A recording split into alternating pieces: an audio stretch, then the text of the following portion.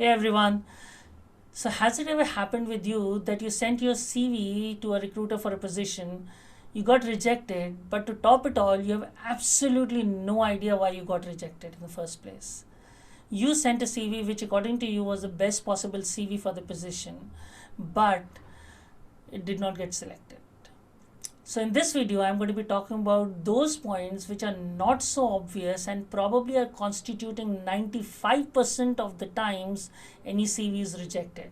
So there are some obvious reasons which I don't need to talk about, but a lot of reasons are very, very not so obvious.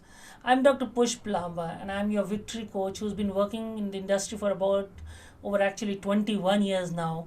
And I'm here to share some golden nuggets with you, which I've seen for myself happening in front of me and with my recruiter friends and with my students whose CVs I have coached after they got rejected.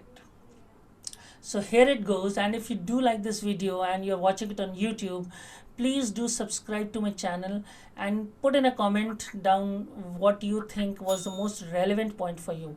And that brings me to a very important point. Listen to the entire video to know what all reasons could be the reason why your CV was not shortlisted, or if you're about to apply, you need to keep these points in mind so that your CV is shortlisted in the next opportunity that you apply for.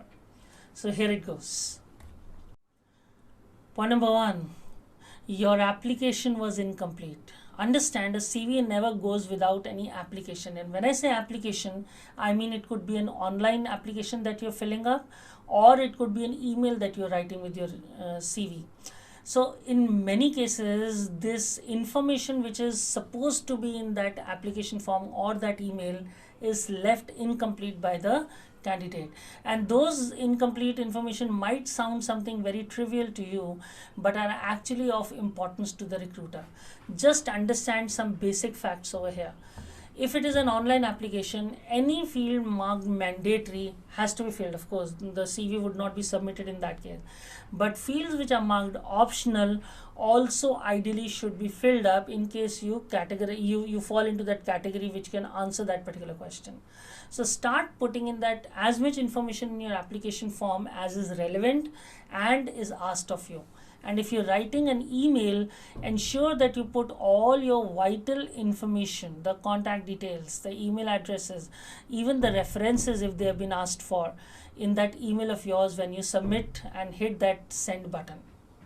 Point number two, there are some glaring typos and grammatical errors. Please understand, if your CV has got glaring, when I say glaring, I mean they are so obvious that they should not have been missed in the first place. A recruiter typically does not have too much of time to go through your CV when they're shortlisting your CVs. But if a mistake is so glaring that it becomes so obvious to a recruiter, it is supposed to have become obvious to you as well. And if you have not done it, so it implies you are either careless or your English or your grammar basics are not right. So in either of the scenarios, your CV is going to be shortlisted even though you might be a very good candidate for the position. Point number three, you forgot to attach your CV.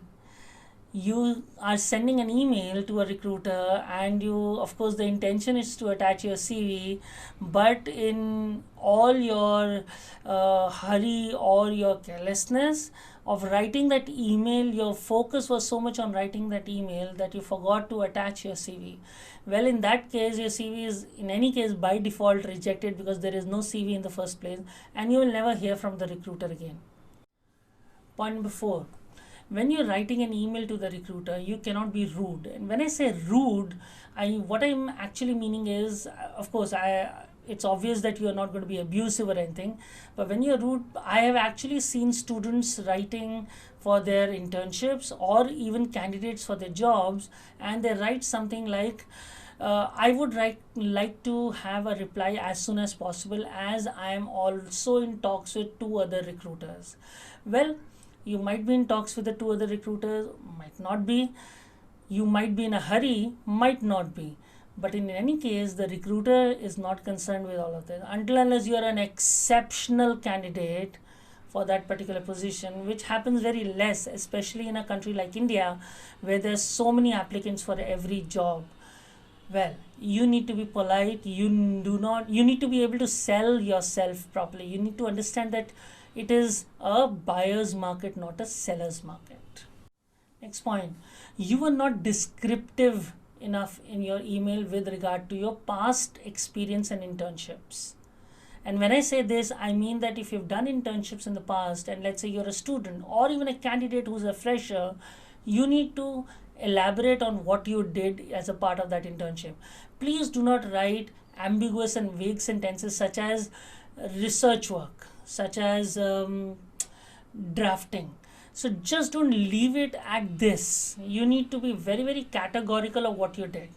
So I want you to, instead of writing research work, I want you to write something like performed research on databases or online databases such as 1, 2, 3, and 4. Or if you're, let's say, a law student and you're talking about drafting, you are going to write something such as prepared 4 drafts for clients from telecom industries dealing with issues A, B, and C, or A or B, whatever. Bottom line, be elaborative, of course, not too much, but the right amount, and talk about what all you did in the past. And that is what is going to make you a very good candidate. And in the absence of these things, your CV is going to be rejected. Next point. A lot of us put references, but majority of the students are actually not talking to the references before putting their names. So what happens is, if I am a recruiter and I call the reference for listening good things about you, I have actually come across scenarios where the reference has said that they don't know about what you're talking about, or in a lot of cases the references actually do not even remember having, let's say, taught the student or mentored the student or having that person work under him or her. So please ensure, double check, triple check to ensure that your reference knows that you're putting their name and contact details, and of course you tell them what job you are applying for so that they can give relevant answers when a call comes to them. And believe me, these references are called, okay? They're not just for cosmetic purposes.